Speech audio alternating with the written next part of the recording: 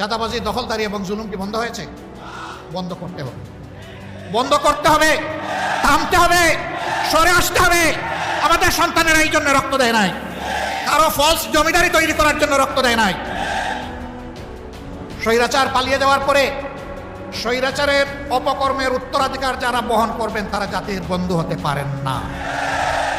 আওয়ামী লীগের এক নেতা বলেছিলেন, আমরা ক্ষমতা থেকে নামলে 2 দিনের মধ্যে আওয়ামী লীগ এবং তার সহযোগী অঙ্গ সংগঠনের 5 লক্ষ লোককে প্রতিপক্ষের লোকেরা খুন করবে। এই কথা বলে বলে ওদেরকে ভয় দেখিয়ে মেরে কুটে যে কোনো মূল্যে ক্ষমতায় থাকার জন্য ওদেরকে মারমুখী করে রেখেছে। মনুষ্যত্ব বিসর্জন দিয়ে ওদের ভিতরে পশুত্ব ঢুকে দিয়েছে। আল্লাহর রহমতে 5 লক্ষ তো দূরের কথা, 5 জন মানুষের মৃত্যু। ওরা কাণ্ড জ্ঞানহীন হায়ানা হতে পারে, কিন্তু বাংলাদেশের মানুষ দায়িত্ব জ্ঞান সম্পন্ন। তারা দায়িত্ব জ্ঞানের পরিচয় দিয়েছে, তারা দেশকে, জনগণকে ভালোবাসে। যারা শেষ দিন পর্যন্ত ক্ষমতার মানুষ খুন করার হুকুম দিয়েছে, মানুষ খুন করেছে, তারা প্রমাণ করেছে তারা দেশকেও ভালোবাসে না, জনগণকেও ভালোবাসে। তারা শুধু গদিকে ভালোবাসে, লুটপাটকে ভালোবাসে, চুরি চামারিকে ভালোবাসে, দেশের সম্পদ বিদেশে ট্রান্সফার করাকে ভালোবাসে। তারা তাই প্রমাণ করেছে। প্রিয় সম্মানিত ভাইয়েরা, একটা ধ্বংসস্তূপের উপর বাংলাদেশ এখন দাঁড়িয়ে আছে। ব্যাংক, বিমা সেক্টর, কর্পোরেশন সব কিছু এরা উজাড় করে দিচ্ছে, মাটির সাথে ধসিয়ে গেছে। এরা এখন, এদের চেলারা এখন মাঝে মাঝে দেখি অনলাইনে এসে মাথা উঠে বলে যে আমরা না স্বর্গে ছিলাম, এখন পড়ে গেলাম অন্য জায়গায়। হ্যাঁ, স্বর্গ তোমাদের জন্য ছিল, এটা সঠিক। আর বাংলাদেশের মানুষের জন্য এটাকে তোমরা বানিয়েছিলে নরক। তোমাদের ওই স্বর্গ আর তোমাদের কাছে ফিরে আসবে না। এখন বাংলাদেশের মানুষের কাছে কিভাবে স্বর্গ ফিরে আসে সেই চেষ্টাই আমরা করে যাব ইনশাআল্লাহ।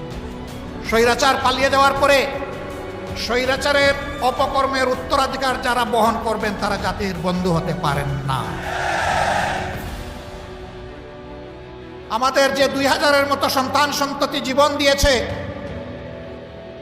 অনুরূপ অপকর্ম কেউ করলে তারা সেই জীবনের সাথে, রক্তের সাথে আমানতদারি রক্ষা করবেন না, তার উল্টাটা করবে।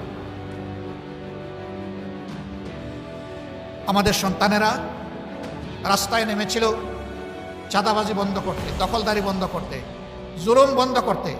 চাঁদাবাজি, দখলদারি এবং জুলুম কি বন্ধ হয়েছে? বন্ধ করতে হবে, বন্ধ করতে হবে, থামতে হবে, সরে আসতে হবে।